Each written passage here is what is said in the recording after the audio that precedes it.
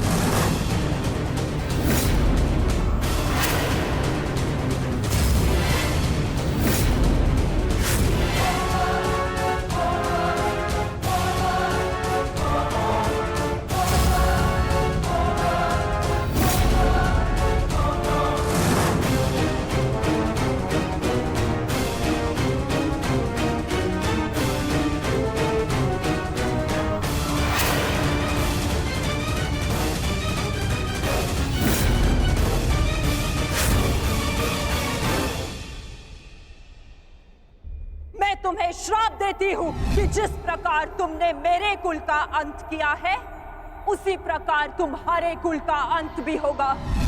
तुम्हारा कुल भी ऐसे ही आपस में लड़कर नष्ट हो जाएगा।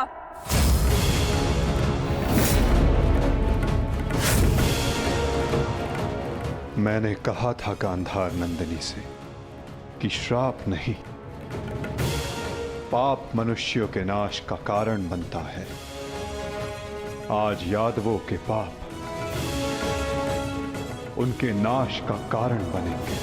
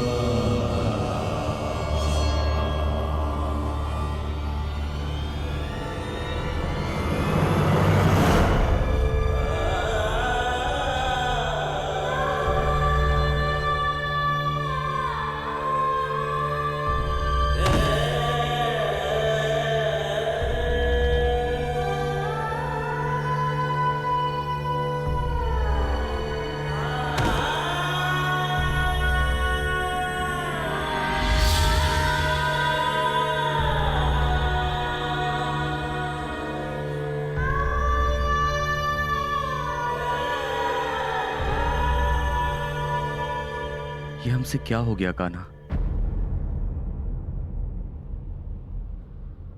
हमने अपने ही कुल का नाश कर दिया। नहीं दाऊ, मनुष्य का विनाश उसके पाप कर्मों से होता है। यही नियति है।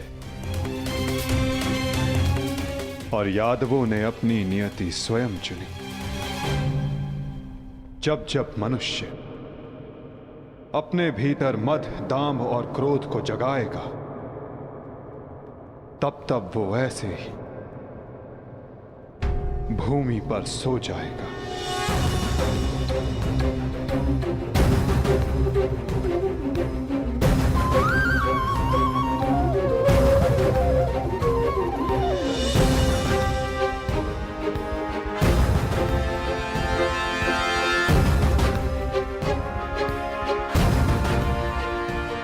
ये विनाश संसार के लिए एक उदाहरण होगा कि मद से उपजित क्रोध सदैव अपना और अपनों का सर्वनाश करता है।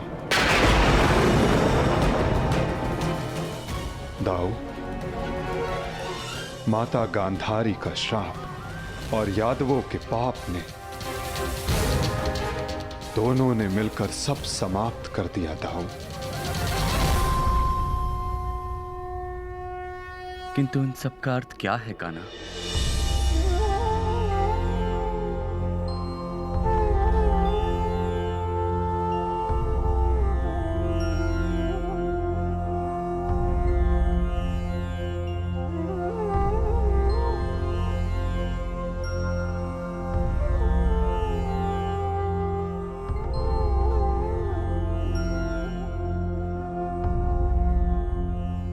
इसका अर्थ यह है दाऊ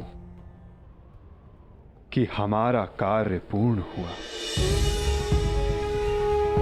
कि हमारे जाने का समय हो गया है। हमारे जीवन का लक्ष्य अब पूर्ण हो गया है।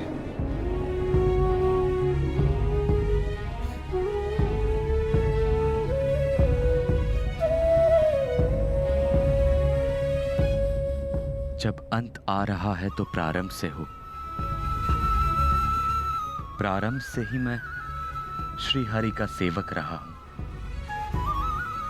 तो अंत भी उनके चरणों में ही हो।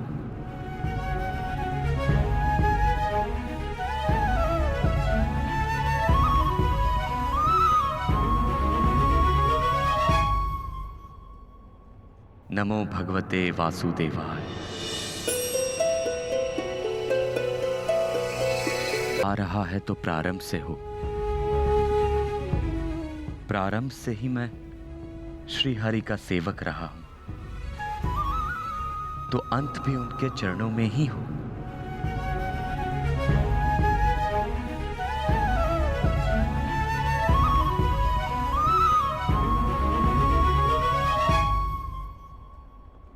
नमो भगवते वासुदेवाय।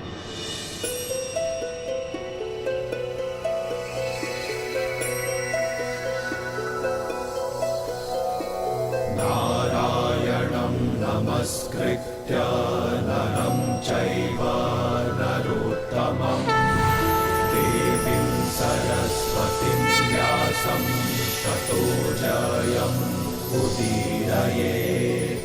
नारायणं नमस्कृत्य नरं चैव नरोत्तमं देवीं सरस्वतीं व्यासं ततो जयम्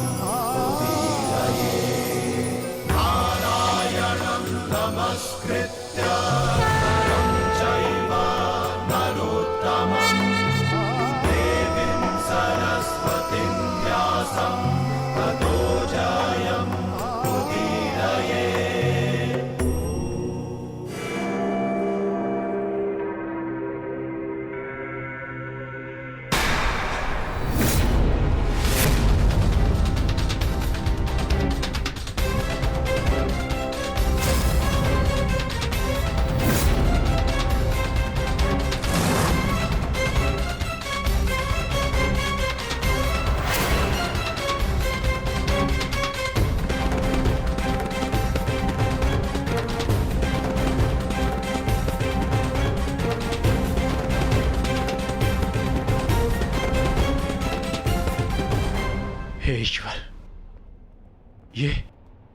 ये कैसा नरसंहार है? कहीं माधव इसी अंत की बात तो नहीं कर रहे थे? परंतु माधव है कहां? माधव कहां हैं आप?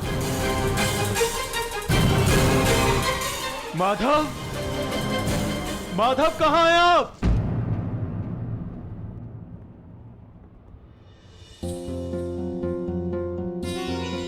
ये तो माधव के चरण चिन्ह है।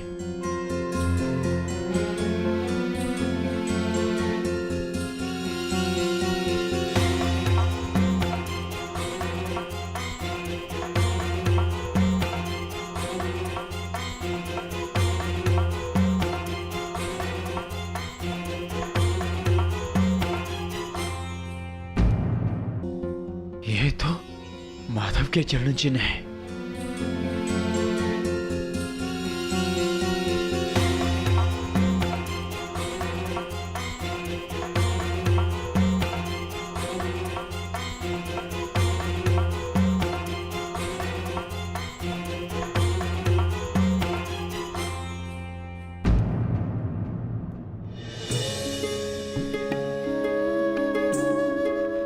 माधव,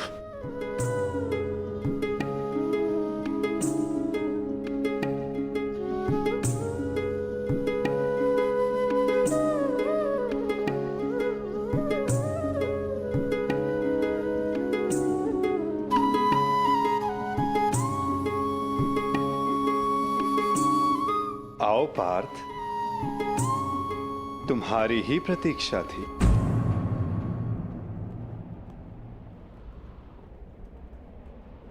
तुम्हें आना ही था, क्योंकि मेरे जाने का समय हो गया है।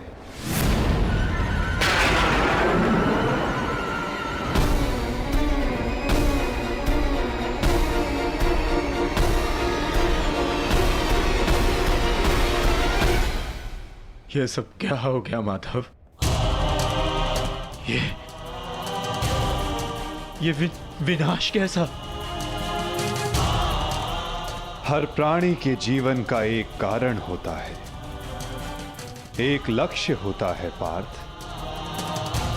और उस लक्ष्य के पूर्ण हो जाने के पश्चात उसका सृष्टि में रहना संतुलन बिगाड़ता है। कुरुक्षेत्र के युद्ध में जो शक्ति शेष रह गई थी, वो संतुलन बिगाड़ रही थी पार्थ। जब शक्ति के साथ उत्तरदायित्व का भान ना हो तो मनुष्य पापी बन जाता है, और यादवों के अंत के साथ उस पाप का भी अंत हुआ पार्थ। सदैव स्मरण रखना पार्थ, बिना उत्तरदायित्व के भान के शक्ति सदैव विनाश लाती है।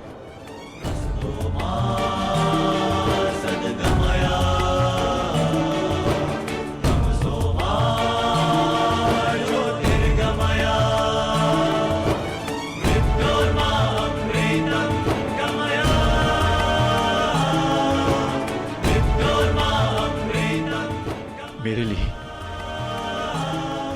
क्या आदेश है माधव?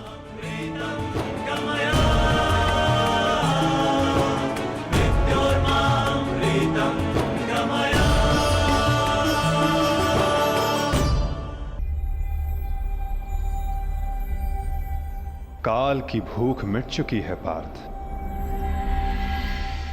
परंतु सागर अब भी प्यासा है।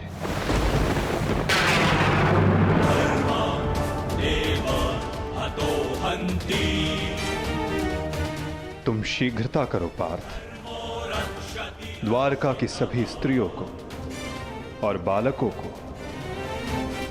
अपने साथ हस्तिनापुर लेकर लौट जाओ।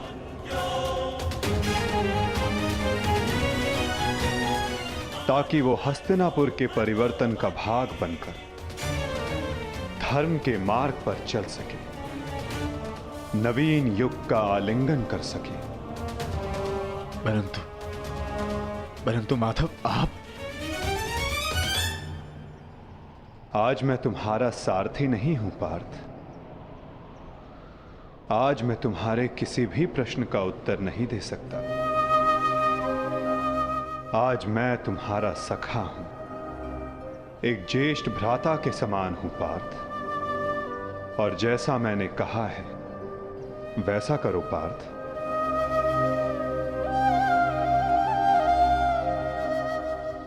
अभी किसी और से मिलने का समय है।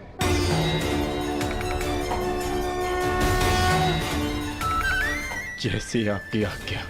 गोविंद हरे मुरारी हे नाथ नारायण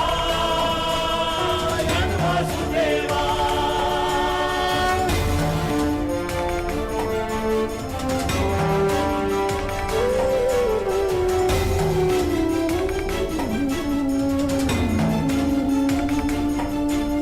श्री कृष्ण गोविंद हरे मुरारी नाथ नारायण वासुदेवा। श्री कृष्ण गोविंद हरे मुरारी हे नाथ नारायण वासुदेवा। प्रणिपात। गोविंद हरे मुरारी हे नाथ नारायण वासुदेवा। श्री कृष्ण गोविंद हरे मुरारी हे नाथ नारायण वासुदेवा।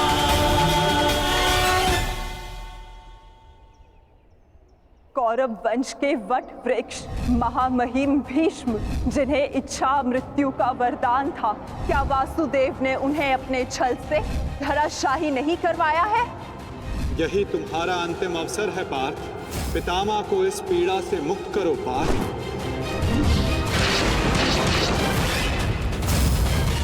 वासुदेव ने द्रोण पुत्र अश्वत्थामा की मृत्यु का छल रचकर आचार्य द्रोण का वध नहीं करवाया है?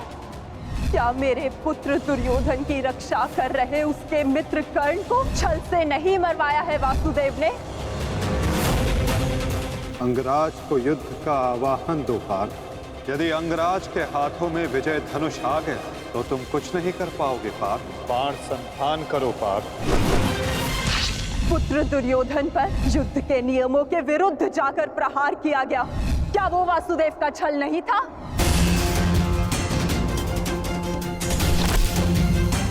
मैं तुम्हें श्राप देती हूँ कि जिस प्रकार तुमने मेरे कुल का अंत किया है, तुम्हारा कुल भी ऐसे ही आपस में लड़कर नष्ट हो जाएगा।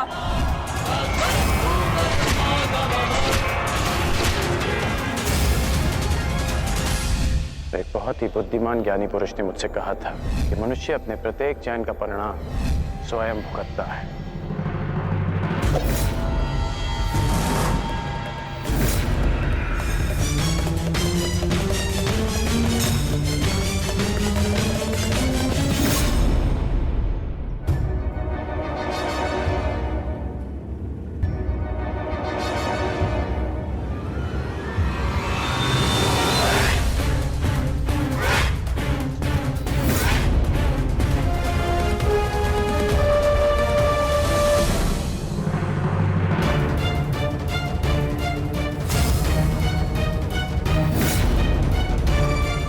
आज अच्छा आखेट मिलेगा।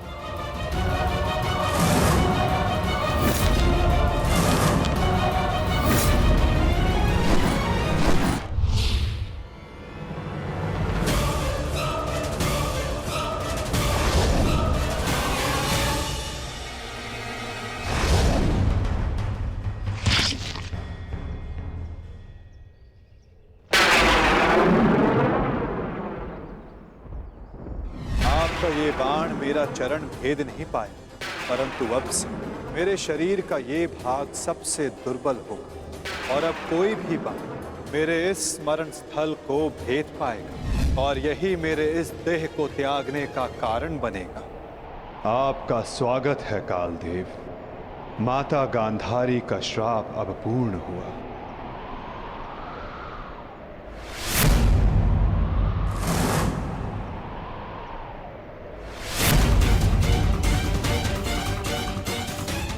श्री कृष्ण, ये कैसा अनर्थ हो गया मुझसे?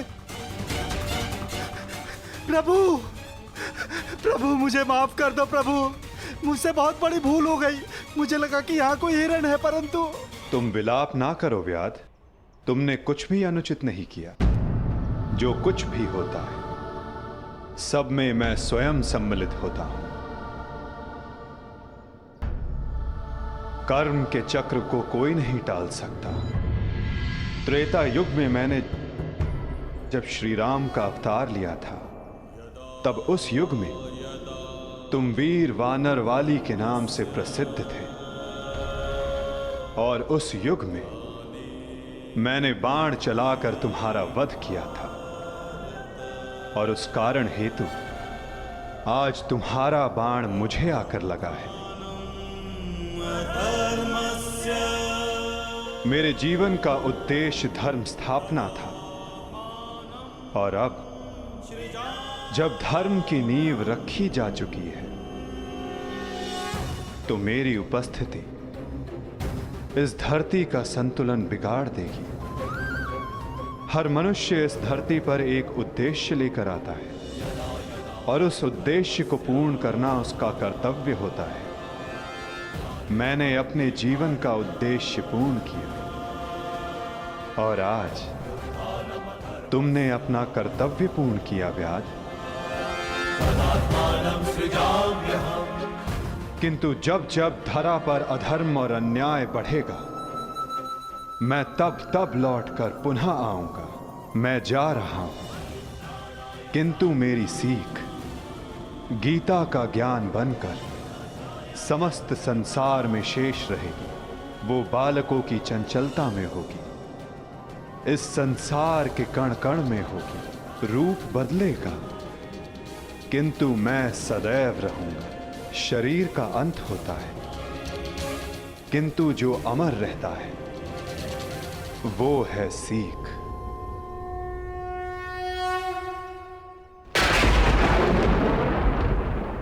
पंचभूतों की बनी ये देह केवल वस्त्र है। पंचभूतों की बनी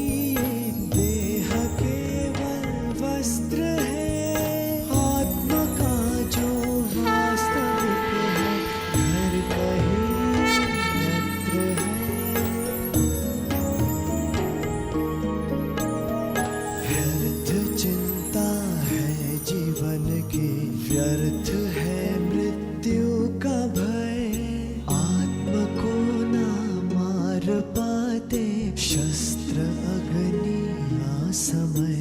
ईश्वर स्वयं है सृष्टि सारी, कहाँ उसको खोजना। जो भी होता शुभ ही होता, सब उसी की योजना। कामनाएं फल की छूटे, वो ही सच्चा कर्म है। ईश्वर चरण में हो समर्पण, वो ही केवल धर्म है।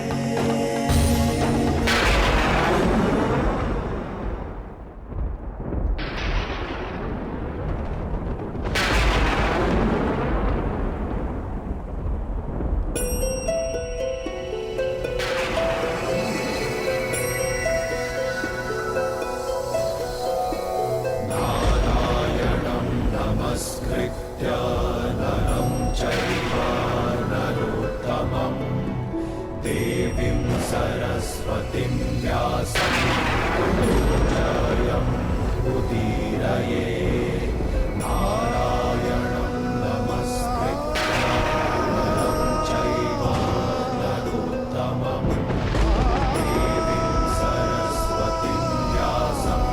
ततो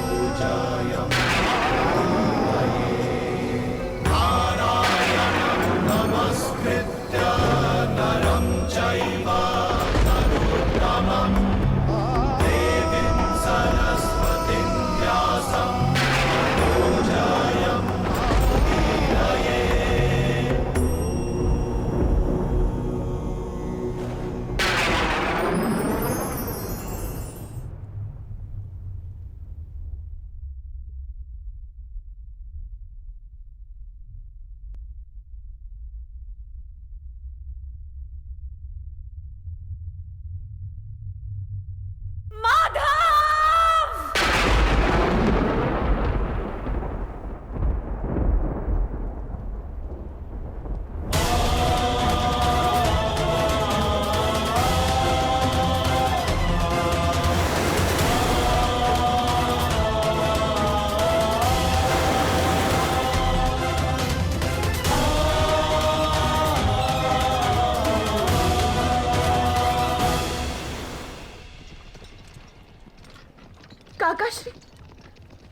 काकाश्री वासुदेव को छोड़कर नहीं जा सकते। ये उनका ही आदेश है लक्ष्मणा। द्वारका का अंत होने को है। उनका आदेश था कि मैं तुम सभी को यहां से हस्तिनापुर ले जाऊं। मैं उनके आदेश का पालन कर रहा हूं और तुम्हारा भी यही कर्तव्य है।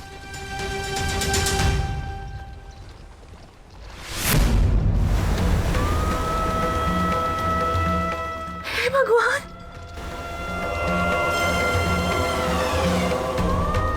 हमारा द्वारका।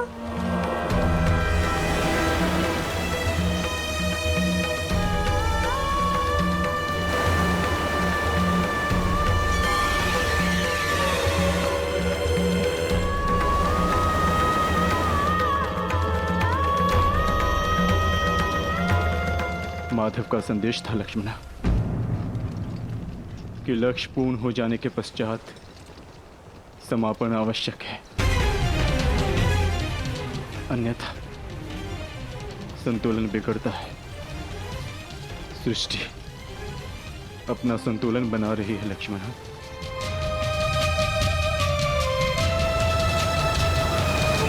आर्य, आर्य युधिष्ठिर।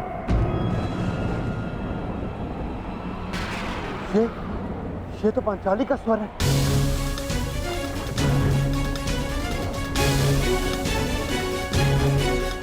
आर्य, आर्य, आर्य, माधव।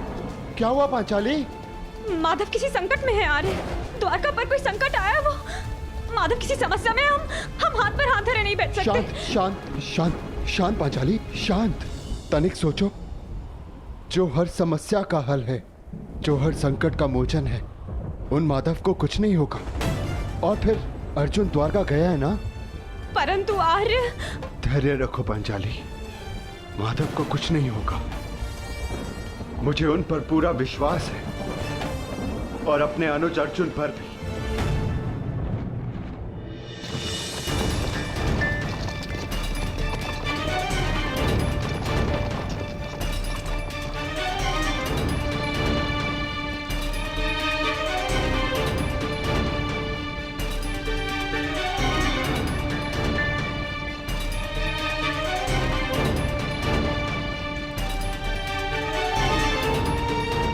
सारथी, रथ रोको।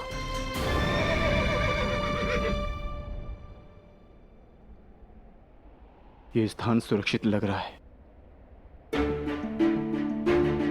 क्या हुआ काकाश्री?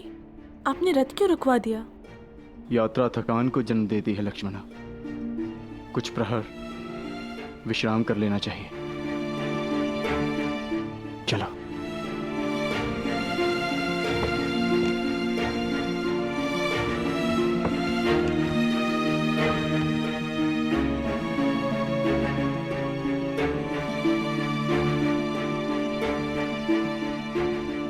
आज मैं तुम्हारा सारथी नहीं हूं पार्थ, आज मैं तुम्हारा सखा हूं। एक ज्येष्ठ भ्राता के समान हूं पार्थ, और जैसा मैंने कहा है वैसा करो पार्थ।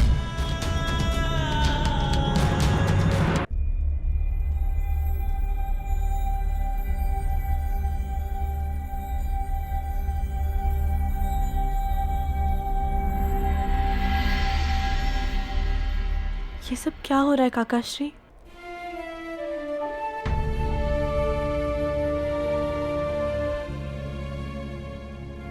हम सभी मनुष्यों का जीवन एक यात्रा के भांति होता है लक्ष्मणा, जिसे हमें पूर्ण करना होता है।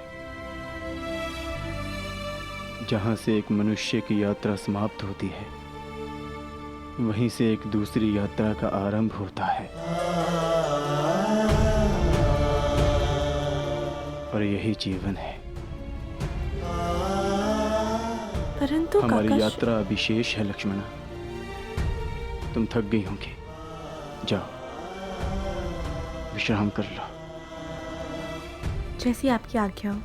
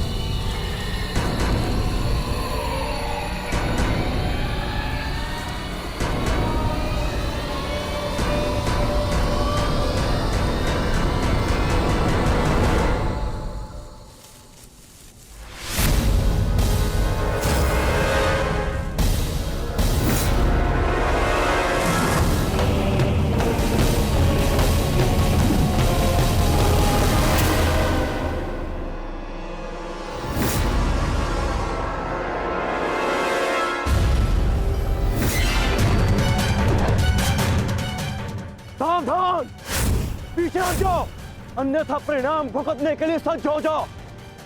उत्तर दो इसे।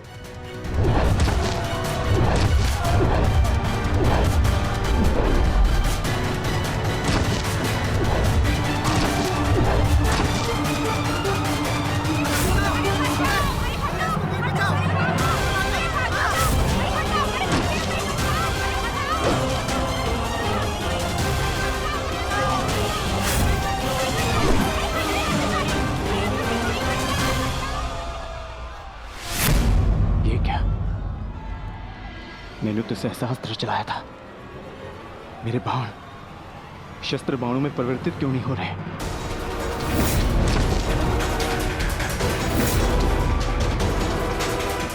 मेरा लक्ष्य कैसे चूक सकता है?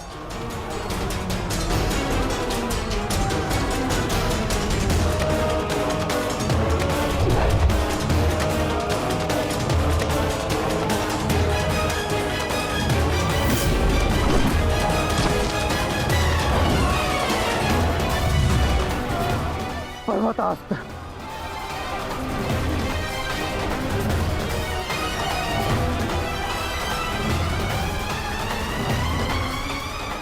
ये सब क्या हो रहा है? बाण प्रकट क्यों नहीं हो रहे? कैसे करूंगा मैं सबकी रक्षा?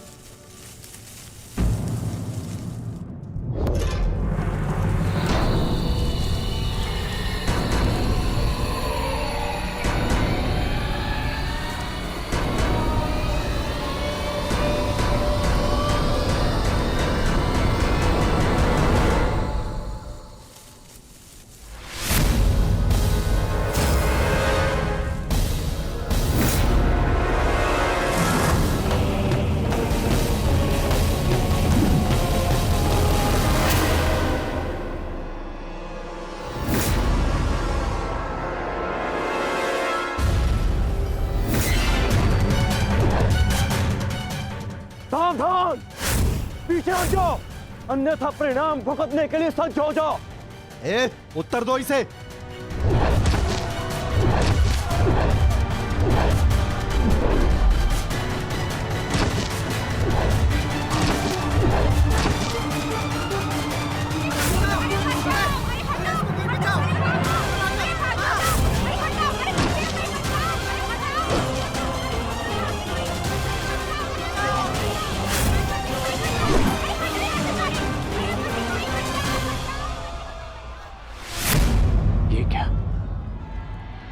मैंने तो सहस्त्र चलाया था।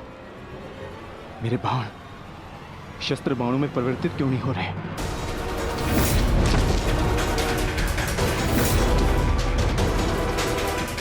मेरा लक्ष्य कैसे चूक सकता है?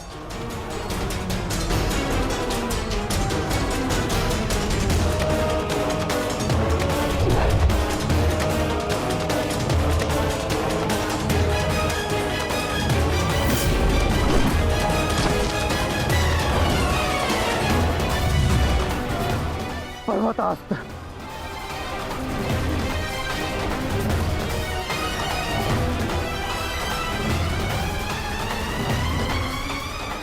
ये सब क्या हो रहा है? बाण प्रकट क्यों नहीं हो रहे? कैसे करूंगा मैं सबकी रक्षा?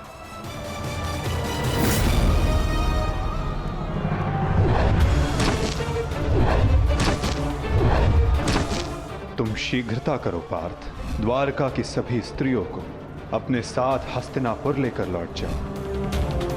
किंतु माधव, मैं आपके आदेश का पालन कैसे करूं? कैसे करूं इन सबकी रक्षा?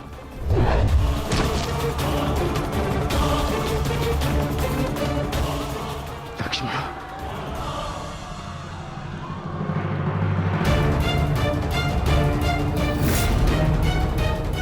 इधर छुप के बैठिए।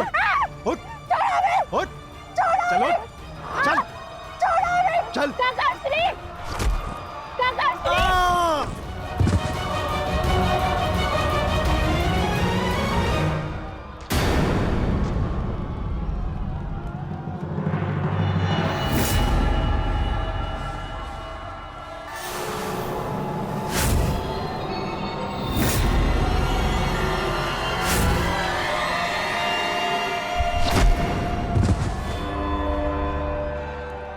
वो दिन समाप्त हुए अर्जुन, जब सारा संसार तुम्हारे गांडीव से कांपता था। अब नवयुग आरंभ हो चुका है।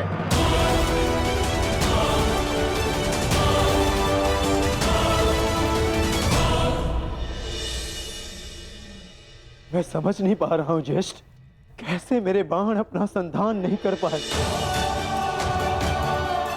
कैसे मेरे गांडीव की प्रत्यंचा टूटी।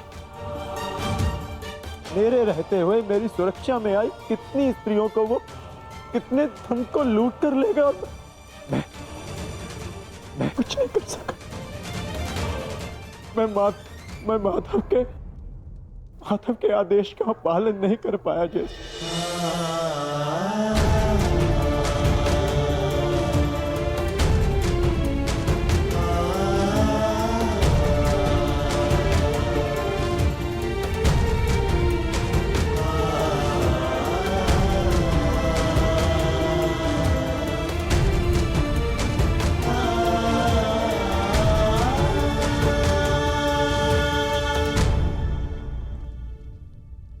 नाश हो गया,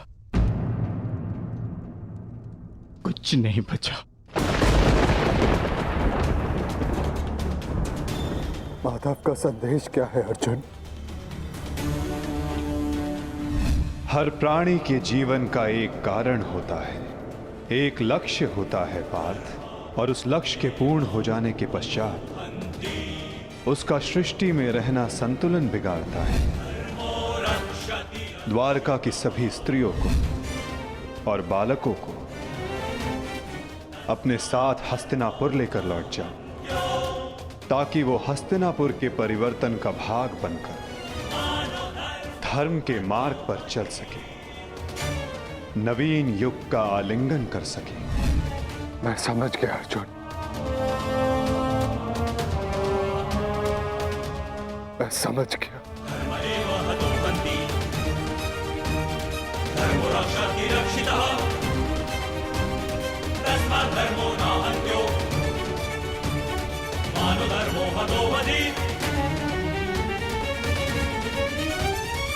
परिवर्तन का समय आ गया है। नई पत्तियों को आने के लिए पुरानी पत्तियों का झड़ना आवश्यक है।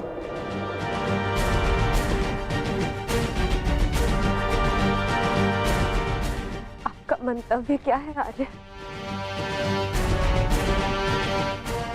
शीघ्र ही सबको सब कुछ समझ आ जाएगा।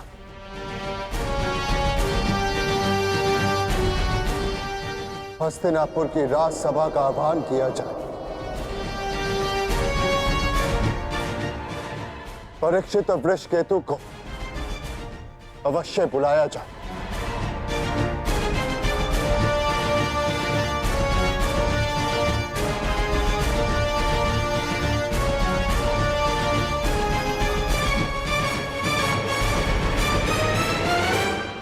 आज ये सभा यहां इसलिए बुलाई गई है, जो योग्य है उसे उसका अधिकार प्राप्त हो। हम सब यहां अपनी नई पीढ़ी का स्वागत करने के लिए एकत्रित हुए हैं। वृषकेतु,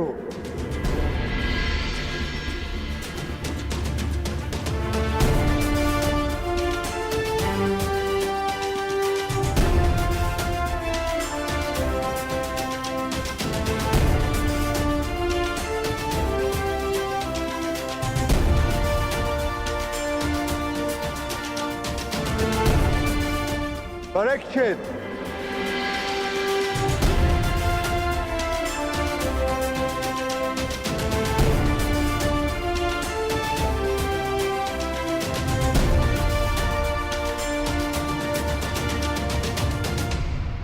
मैं सम्राट युधिष्ठिर आप सभी के समक्ष परीक्षित को हस्तिनापुर का राजा घोषित करता हूं। महाराज परीक्षित की, महाराज परीक्षित की, महाराज परीक्षित की, महाराज परीक्षित की। और वृषकेतु को इंद्रप्रस्थ नरेश घोषित करता हूं।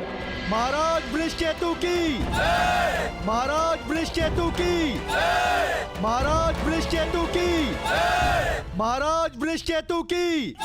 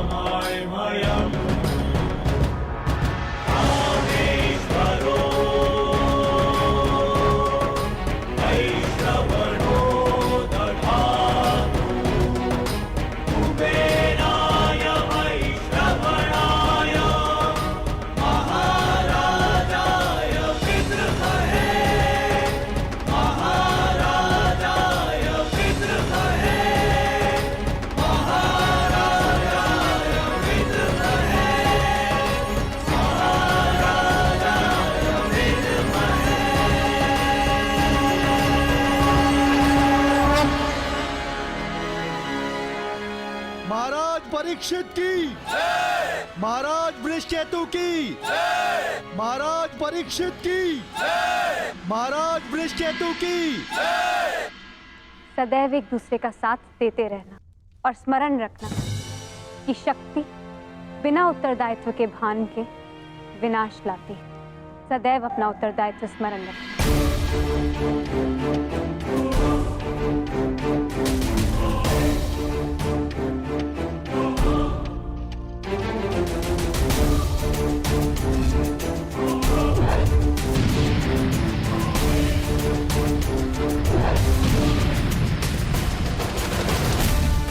तुम्हारे पिता ने तुमसे छोटी आयु में चक्रव्यूह तोड़ा था। ध्यान रहे, काम, क्रोध, मद, मोह और आसक्ति के चक्र में मत पड़ना पुत्र। हमें तुमसे अनेकों आशाएं हैं।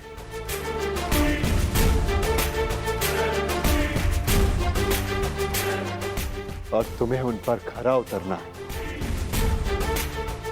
मुझे विश्वास है कि मेरे पश्चात परिवर्तन का है प्रारंभ होगा। हमारे पिता समाज के लिए प्रेरणा थे। तुम भी उनके जैसे सूर्य बनकर चमकना, उनके यश को और भी अधिक उज्ज्वल करना पुत्र।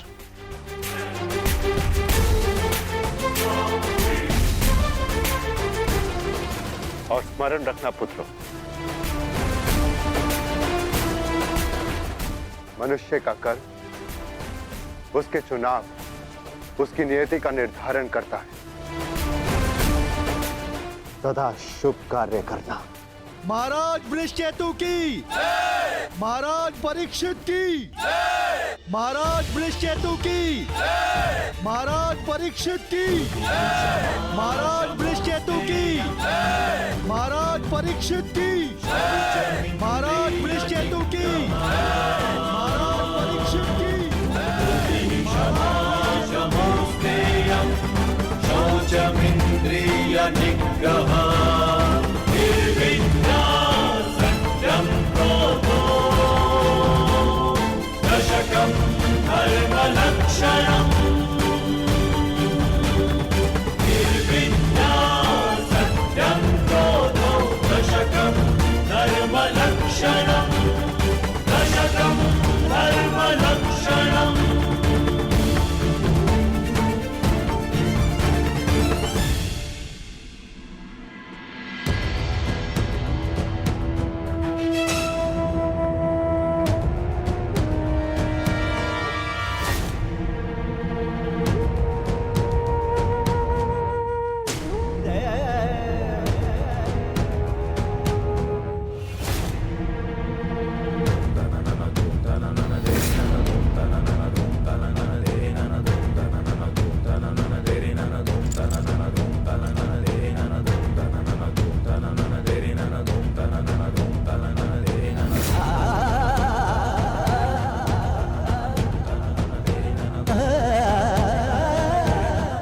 ज्येष्ठ भीतर कर क्या रहे?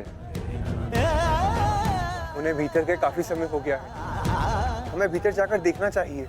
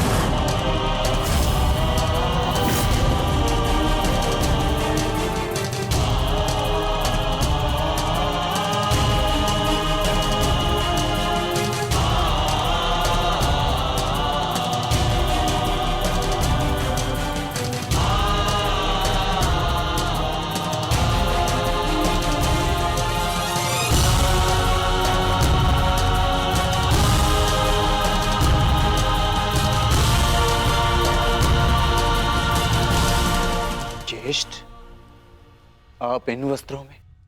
माधव का संदेश सुनकर भी नहीं समझे अर्जुन।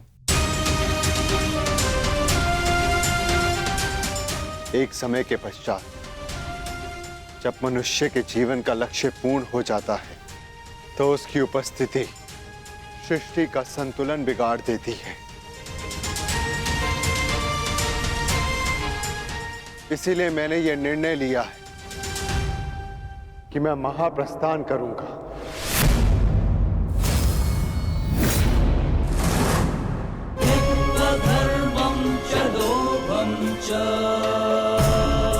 किंतु इस प्रकार आप हम सभी को अकेले छोड़ के नहीं जा सकते ज्येष्ठ। यदि आप महाप्रस्थान का निर्णय ले ही चुके हैं तो हम सब आपके साथ चलेंगे।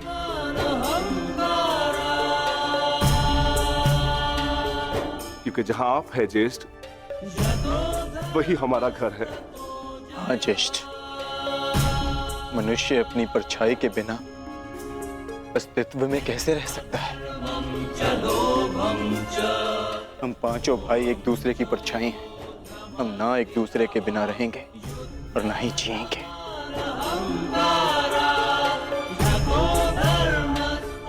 एक बार फिर आप सबने अपने भ्राता प्रेम का उदाहरण प्रस्तुत किया, किंतु मेरा क्या आर्य?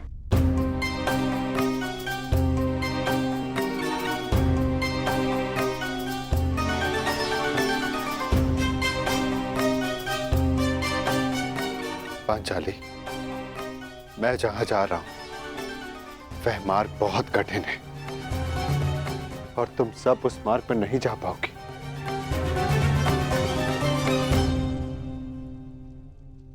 कोई भी मार्ग मेरे जीवन रूपी मार्ग से ज्यादा कठिन तो नहीं हो सकता ना आर्य?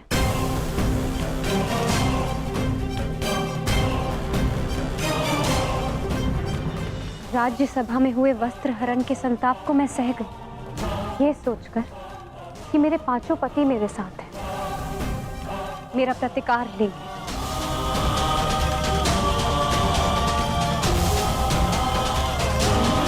सभा में हुए वस्त्र हरण के संताप को मैं सह गई, ये सोचकर कि मेरे पांचों पति मेरे साथ हैं, मेरा प्रतिकार लेंगे।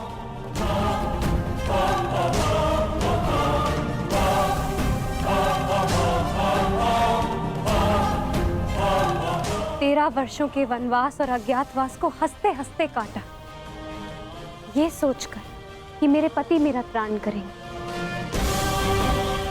मेरे पुत्रों की असमय मृत्यु से कठिन कोई और कंटक तो नहीं हो सकता ना आर्य, परंतु सहा मैंने, क्योंकि मेरे पुत्रों के पिता, मेरे 5 पतियों का सानिध्य मुझे प्राप्त है, और आज आप मुझे ही छोड़कर जा रहे। माता कुंती ने आदेश दिया कि 5 भाई आपस में बांट, मैं बटी आर्य, परंतु मैंने आप 5 को बटने नहीं दिया।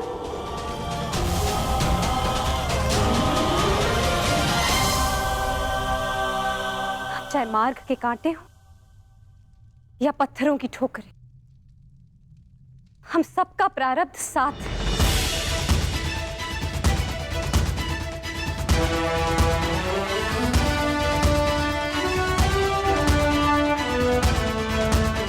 और यही मेरा निर्णय है आर्य। आप जहां भी जाएंगे मैं आपके साथ चलूंगी, और मुझसे मेरा यह अधिकार कोई नहीं छीन सकता, स्वयं आप भी नहीं।